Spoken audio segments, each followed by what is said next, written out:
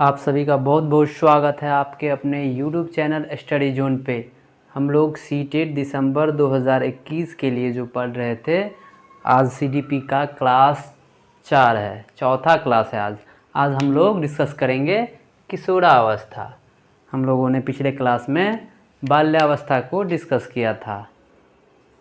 तो चलिए, class start होने से पहले मैं आप लोगों को बता देता हूँ कि जो भी इस चैनल पे नए हैं, इस चैनल को सब्सक्राइब करिए, साथ ही साथ बेल आइकन प्रेस करिए और अपने फ्रेंड्स के साथ भी शेयर करिए।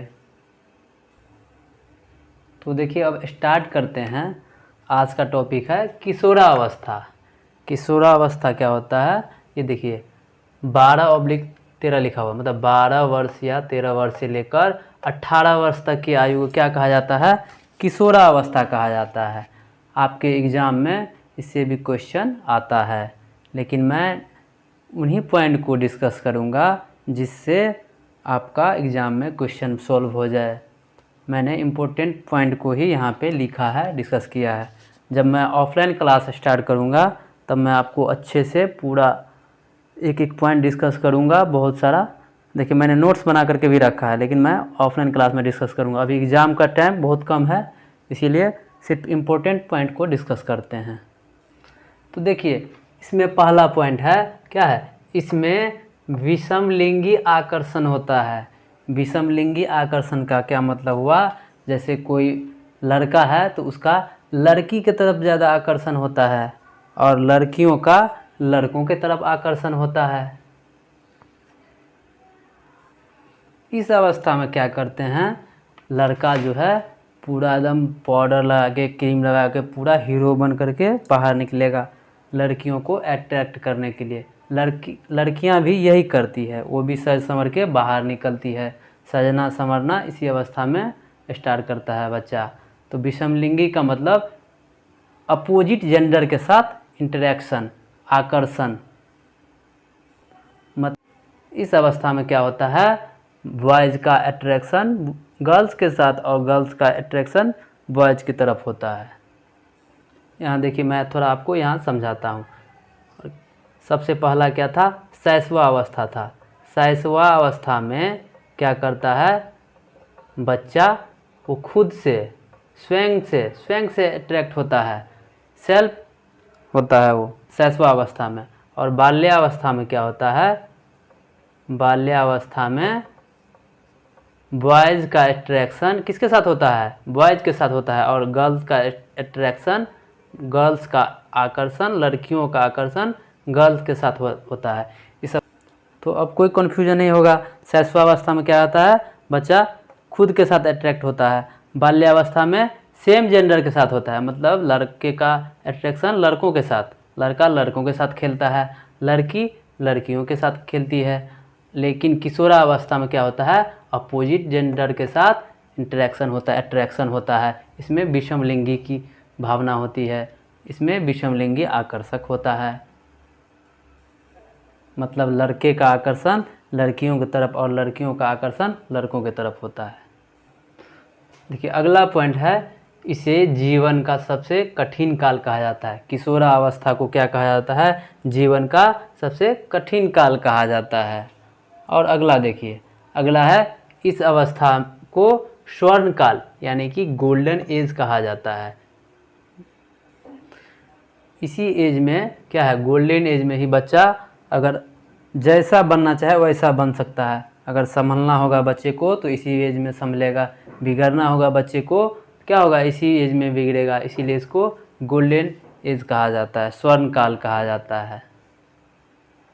ये देखिए, अगला पॉइंट है, बहुत इम्पोर्टेंट है।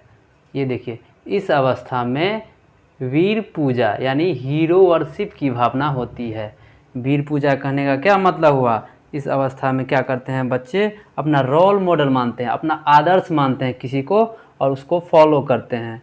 जैसे क्या करता है आजकल लड़के, महाकाल को अपना आदर्श मानते हैं, बोलता है हम महाकाल के भक्त हैं, उसी की तरह उनका पूजा पाठ करेगा। कुछ बच्चे हैं जो कि हनुमान जी को अपना आदर्श मानते हैं, और कुछ बच्चे खिलाड़ियों को अपना आदर्श मानते हैं, क्रिकेटर्स को अपना आदर्श मानते हैं, वो क्रिकेटर की तरह बनना चाहता है। कुछ बच्चे महापुरुष जैसे भगत सिंह थे, उसको अपना आदर्श मानते हैं। कहने का मतलब हुआ वीर पूजा, मतलब अपने आदर्श की तरह बनना, अपने आदर्श को फॉलो करना। कुछ बच्चे एक्टर को अपना आदर्श मानते हैं, लड़कियों में भी यही भावना होती है, लड़कियां क्या करती है, एक्ट्रेस को अपना आदर्श मानती है। बहुत सारा है, आप किसी को भी मान सकते हैं अपना आदर्श, में कोई रिस्ट्रिक्शन नहीं है। अब देखिए अगला देखते हैं, अगला पॉइंट। अगला पॉइंट है इस अवस्था में बच्चे अमूर्त चिंतन करते हैं। अमूर्त चिंतन करने का क्या मतलब हुआ, अभी मैं आपको बताता हूँ। एब्स्ट्रैक्ट थिंकिंग, अमूर्त चिंतन का मतलब हुआ जिसे क्या बोलते हैं, जिसे हम नहीं देख सकते हैं उसको अमूर्त बोला जाता है, जिसको हम देखते हैं उसको मूर्त बोलते हैं। अमूर्त मतलब हुआ हवा में फायरिंग करना। जैसे बच्चा बोलेगा हम प्रधानमंत्री बन जाएंगे तो ये करेंगे, मेरे पास गाड़ी होता तो मैं ये करता वो करता। कहने का मतलब है जितना पॉसिबल रहता है उससे कहीं ज़्यादा वो सोचता है, बहुत अधिक सोचता है वो। इसमें थोड़ा देख लेते हैं किशोरावस्था में क्या करता है बच्चा, अमूर्त चिंतन करता है। और देखिए शैशवावस्था में क्या करता है, अतार्किक चिंतन करता था वो, हमने पिछले क्लास में पढ़ा था। बाल्यावस्था में कौन सा चिंतन करता है, वो तार्किक चिंतन करता है। तो ये पॉइंट भी याद रखना है, इसका स्क्रीनशॉट कर लीजिए, उसके बाद हम आगे देखते हैं। अब देखिए अगला पॉइंट देखते हैं। अगला पॉइंट है क्या, इसे संघर्ष, तनाव, आंधी तूफान और उलझन की अवस्था कहा जाता है। किशोरावस्था को कौन सा अवस्था कहा जाता है, संघर्ष की अवस्था भी कहा जाता है, तनाव की अवस्था भी कहा जाता है, आंधी तूफान की अवस्था भी कहा जाता है और उलझन की अवस्था भी कहा जाता है। एग्जाम में आपको मतलब इंडिविजुअली पॉइंट से क्वेश्चन पूछ देगा। इसे संघर्ष की अवस्था किसे कहा जाता है, तो किशोरावस्था को कहा जाता है। तनाव की अवस्था किसे कहा जाता है, तो किशोरावस्था को कहा जाता है। आंधी और तूफान की अवस्था किसे कहा जाता है, तो किशोरावस्था कहा जाता है। उलझन की अवस्था किसे कहा जाता है, किशोरावस्था को कहा जाता है। मतलब अलग अलग पॉइंट से क्वेश्चन पूछा जाता है। इसका भी स्क्रीनशॉट कर लीजिए। देखिए मैंने कुछ इंपॉर्टेंट पॉइंट लिखे हैं, सबको इसका नोट्स बना लीजिए, फिर हम जब क्वेश्चन सॉल्व करेंगे तो इसमें आपको काफ़ी बेनिफिट मिलेगा। अब हम कुछ और पॉइंट देखते हैं जिससे कि एग्ज़ाम में क्वेश्चन बन सकता है और पीछे भी बना हुआ है। पहले इसका स्क्रीनशॉट कर लीजिए। अब देखिए, अब देखते हैं अगला पॉइंट, किशोरावस्था की विशेषता। तो देखिए जो पॉइंट हमने डिस्कस कर लिया उसको छोड़ देते हैं। अब देखिए जो पॉइंट हमने लिखा है उसको डिस्कस कर लेते हैं। इसमें देखिए क्या क्या विशेषता है। इसमें शारीरिक परिवर्तन होता है। इस अवस्था में क्या होता है, बच्चे का शारीरिक परिवर्तन होता है। दूसरा देखिए घनिष्ठ व व्यक्तिगत मित्रता। इसमें क्या है, बच्चा मित्र बनाता है, उसमें घनिष्ठ मित्रता हो जाता है। देखिएगा पूरा ग्रुप बनाएगा, पूरा अच्छा मित्र बनाएगा, अरे कौन क्या कर लेगा, अरे देख लेंगे, इस तरह का भावना इसमें आता है। और अगला पॉइंट है स्वतंत्रता व विद्रोह की भावना। इस अवस्था में क्या होता है, बच्चा अपने आप को स्वतंत्र रहना चाहता है। अगर देखिएगा समाज में कोई क्या बोलते हैं गलत काम हो रहा है तो उसका वो विद्रोह करता है, उसका वो क्या बोलते हैं अवरोध करता है वो। तो यही है। अगला है रुचि में परिवर्तन व स्थिरता। उसका देखिए उसका जो एम है एक जगह फोकस नहीं रहता, उसका बदलते रहता है। कभी सोचेगा कि हमको डॉक्टर बनना है, कभी इंजीनियर बनना है, और बहुत सारा चीज़ है, मतलब हमेशा एम से भटकते रहता है वो। और अगला पॉइंट देखिए, इसमें ईश्वर व धर्म में विश्वास। तो पहले भी डिस्कस किए, इसमें अवस्था में क्या है, बच्चे को ईश्वर में ज़्यादा विश्वास रहता है, पूजा पाठ भी करता है, धर्म में भी विश्वास रहता है। तो इसका भी स्क्रीनशॉट कर लीजिए। इसमें कुछ खास नहीं था बताने के लिए, पढ़ के भी समझ सकते हैं। अब देखिए किशोरावस्था को सबसे खतरनाक अवस्था कहा गया है। इस अवस्था में बहुत सारा समस्या आता है। तो जो इम्पोर्टेंट पॉइंट है उसको हम डिस्कस करते हैं। तो देखिए पहला पॉइंट है नशा या अपराध की ओर उन्मुख होने की संभावना। किशोरावस्था में क्या होता है, बच्चा देखिएगा कोई बच्चा जुआ खेलने लगता है, नशा की ओर बढ़ जाता है, गांजा भांग ये सब शराब इस में क्या बोलते हैं, इस सब में रुचि लेने लगता है, वो मदिरा पान की तरफ रुचि लेता है वो। इसीलिए कहा गया है ना किशोरावस्था क्या है, सबसे खतरनाक अवस्था है। अब देखिए अगला पॉइंट है सेक्स संबंधी समस्या। इस अवस्था में क्या होता है, बच्चे को फिजिकल रिलेशनशिप बनाने का ज़्यादा इच्छा रहता है। तो ये बहुत ख़तरनाक होता है। इस पर अगर आप कंट्रोल कर लिए तो आप अच्छा करेंगे। लेकिन क्या है ये अवस्था, खतरनाक अवस्था है। इस अवस्था में आपको नेगेटिव चीज़ ज़्यादा माइंड में आएगा।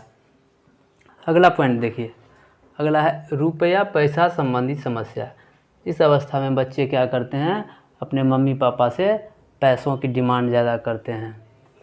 चूँकि स्वाभाविक सी बात है, अब आपका खर्च बढ़ जाएगा, नशा की ओर बढ़िएगा, क्या बोलते हैं, तो क्या होगा, आपका खर्च बढ़ जाएगा। और बहुत सारा आप शौक़ रहता है, शौक़ पूरा करना रहता है बच्चों को, तो इसीलिए पैसों की ज़रूरत हो जाती है वो। तो पैसों संबंधी, पैसों का समस्या इस अवस्था में आता है, किशोरावस्था में। इसी अवस्था में क्या होता है, अगला पॉइंट देखिए, जीवन साथी के चुनाव संबंधी समस्या। उसको जीवन साथी चुनना रहता है अपने ढंग से। हाँ, जीवन साथी चुनने का मतलब हुआ कि हमको कैसी लड़की चाहिए, इसमें बहुत कन्फ्यूज़न रहता है उसको। अगला पॉइंट देखिए, अगला पॉइंट है व्यवसाय का चुनाव। उसको बहुत कन्फ्यूजन रहता है कि कौन सा बिज़नेस करें, या पढ़ाई लाइन में जाए, या बिज़नेस करें तो कौन सा बिज़नेस करें, पढ़ाई करते हैं तो कौन सा पढ़ाई करें, इंजीनियरिंग का पढ़ाई करें कि मेडिकल का पढ़ाई करें, कि या अलग कुछ और करें, यही सब समस्या आता है। अगला है भविष्य की योजनाएँ। भविष्य की योजना बनाने में बहुत कन्फ्यूजन रहता है, इसमें बहुत समस्या आता है। यही हमने डिस्कस भी कर लिया है, कभी ये मन होगा बनने का, कभी वो मन होगा बनने का, यही सब समस्या आता है। इसका स्क्रीनशॉट कर लीजिए, आगे देखते हैं।